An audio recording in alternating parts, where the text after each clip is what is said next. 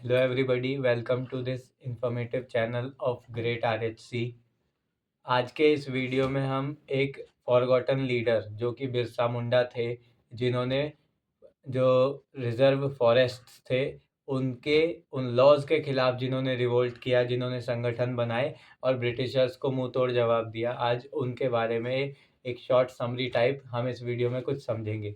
लेकिन उस कंटेक्स्ट पे आने से पहले मैं ज़रा फ्लैशबैक एक रेडी कर दूँ, आपकी कंसेप्ट मैपिंग कर दूँ कि ये सिचुएशन किस समय की है।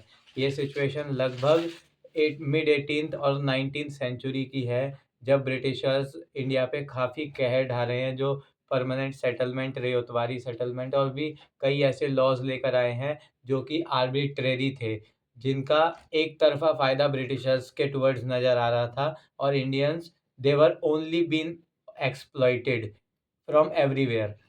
तो इंडियन हर तरह से एक्सप्लॉइट किए जा रहे थे और उसी टाइम पीरियड में जो ब्रिटिशर्स थे वो फॉरेस्ट लॉज लेकर आए, जिन फॉरेस्ट लॉज के चलते आदिवासियों से ट्राइबल ग्रुप्स से उनकी वो ज़मीनें छीन ली गई, जिन ज़मीनों पे उनके पूर्वज खेती करते आ रहे थे, और उनके रिचुअल्स का, इस कदर उनके कस्टम्स का मजाक उड़ाया गया, क्योंकि ब्रिटिशर्स देवर इन पावर, वो पावर में थे तो उन्होंने उस पावर का मिसयूज़ किया और इन लोगों को उनकी जगह से खदेड़ दिया गया।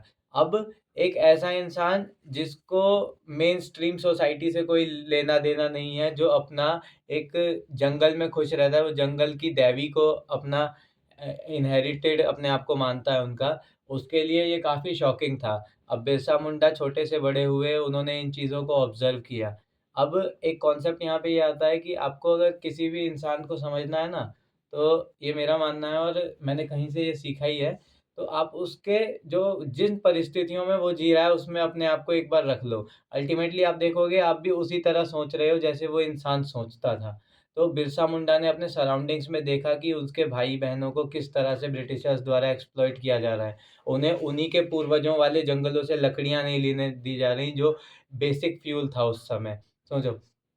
तो बिरसा मुंडा के अंदर ये गुस्सा धीरे-धीरे फूट-फूट के भरता गया और उन्होंने गुरिल्ला वॉरफेयर टेक्नोलॉजी का इस्तेमाल किया और ब्रिटिशर्स को छुप-छुप कर मारा, बट अनफॉर्च्यूनेटली वो पकड़े गए और ब्रिटिशर्स द्वारा उन्हें जेल में डाल दिया गया।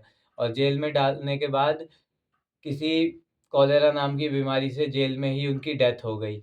और बिरसा मुंडा और महात्मा गांधी, ये दोनों, इन दोनों के ही जो एक्शंस थे, जो इनकी एक्टिविटीज़ थी, वो एक तरह से हम कह सकते हैं, जो बिरसा मुंडा थे, वो देश के विषय में कुछ नहीं सोच रहे थे, वो अपनी ट्राइबल कम्युनिटी के बारे में सोचते थे, क्योंकि उस वक़्त देश जैसा कुछ था भी नहीं। कुछ नेशनैलिटी की फीलिंग लोगों के बीच नहीं थी, जो कि महात्मा गांधी ने इन्फोर्स की लोगों के अंदर।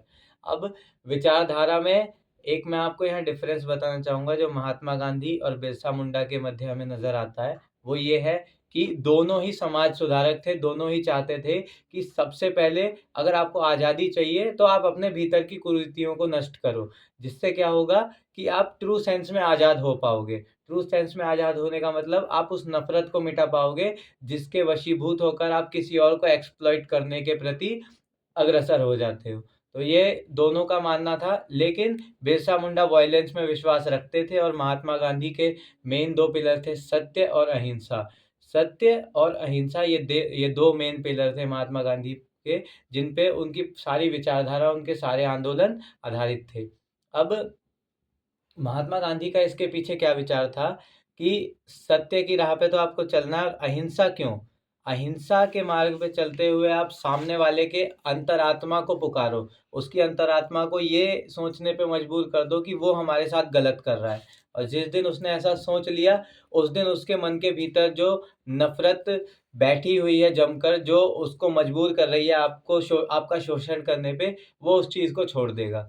और बिरसा मुंडा, ऐसी उनकी सोच नहीं थी, वो मेनस्ट्रीम सोसाइटी से अलग थे, लेकिन फिर भी उन्होंने अपने जो भी उनके भाई बंधु थे, उनके फ्रीडम के लिए उन्होंने स्ट्रगल किया, दोनों ने ही संघर्ष किया और एट लास्ट फॉरेस्ट लॉज़ को काफ़ी हद तक ब्रिटिशर्स ने पूरी तरह तो नहीं हटाया, लेकिन उसे फ्लेक्सिबल भी बनाया। तो ये बिरसा मुंडा की एक मुहिम थी, जिसको आज भी बिरसा मुंडा को देवता के रूप में आज भी पूजा जाता है झारखंड वाले इलाकों में। और 15 नवंबर को, अगर मैं सही हूँ, तो वहाँ पे झारखंड डे भी मनाते हैं। अगर इन्फॉर्मेशन पसंद आई हो तो अगले वीडियो का इंतज़ार करना। धन्यवाद।